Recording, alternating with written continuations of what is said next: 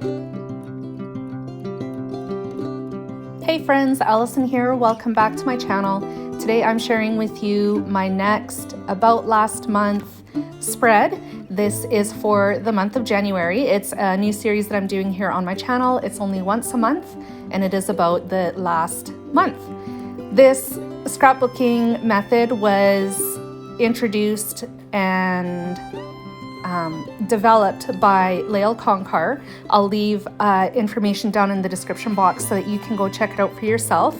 She does project life inspired scrapbooking using I think it's a TN that she uses, but rather than doing it weekly, she does it monthly, and she's calling it About Last Month.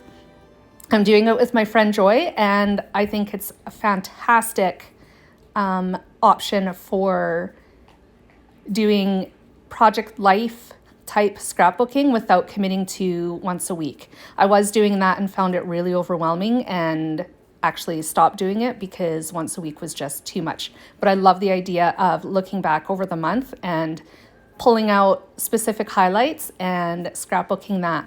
So the way I'm doing it is I've chosen a formula for this year, and it's going to be one pocket page that has 2 by 2 inch squares in it. Those are going to be filled all with pictures of different things throughout the month. There will also be a 6 by 8 inch layout that's going inside a page protector as well. Generally, that's just going to be an oversized photo. And then there's going to be an insert between those two pages, and that's where the journaling and all of the pretty is going to happen. So right now I'm working on the insert. I'm using pattern papers from Simple Stories. The floral pattern paper is from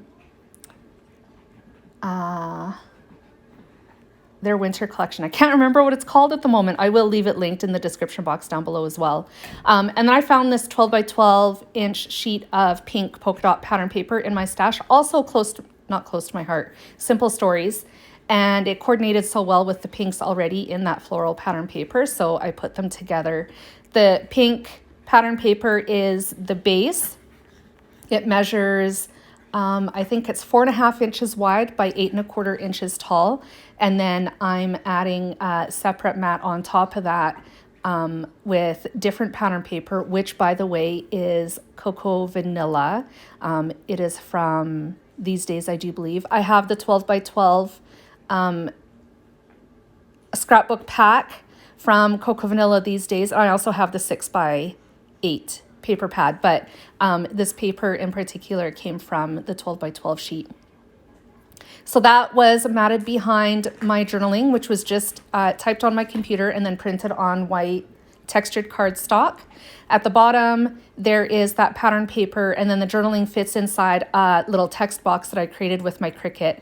I drew it in yellow pen, and I'm just attaching the whole kit and caboodle to the pink layout base. I pulled out some black washi tape from Vicki Boutin. It is from Colour Study, I want to say. I may not have that right.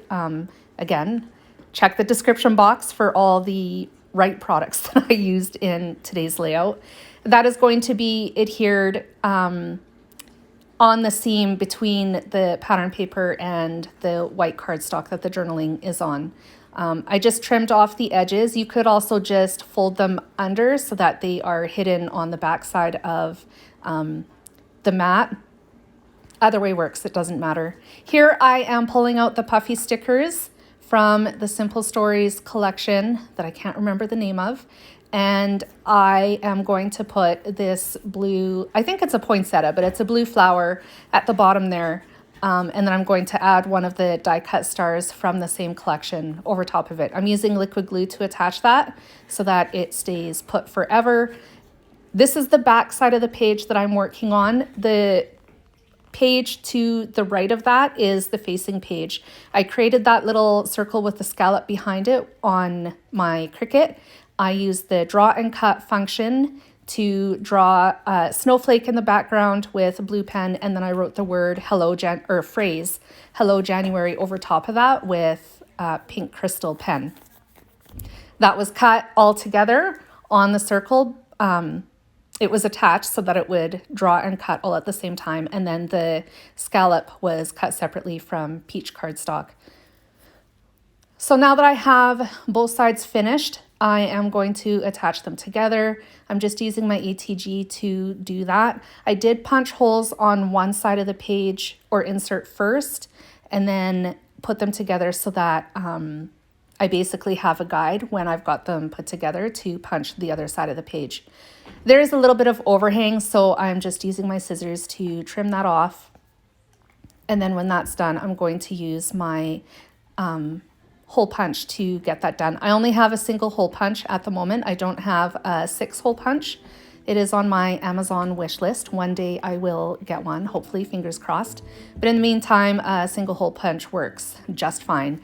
I like to take a page protector and a pencil and use that as a guide to mark the circles for hole punching, and use the pencil to draw the holes, and then take my hole punch and punch those holes. So here are all 3 pages together, and then the close-ups are coming up. Thank you so much for joining me today, friends. I hope you enjoyed my video. If you can hear a little bit of noise in the background, I have Booker again, and he's trying to play. And if you'd like to know more about this method of scrapbooking, definitely check out the link for Layle Koncar. She has information up on her blog about how she does this. Thanks for joining me again. Please give me a thumbs up and a like if you enjoyed my video, and I will be back again soon. Bye, friends.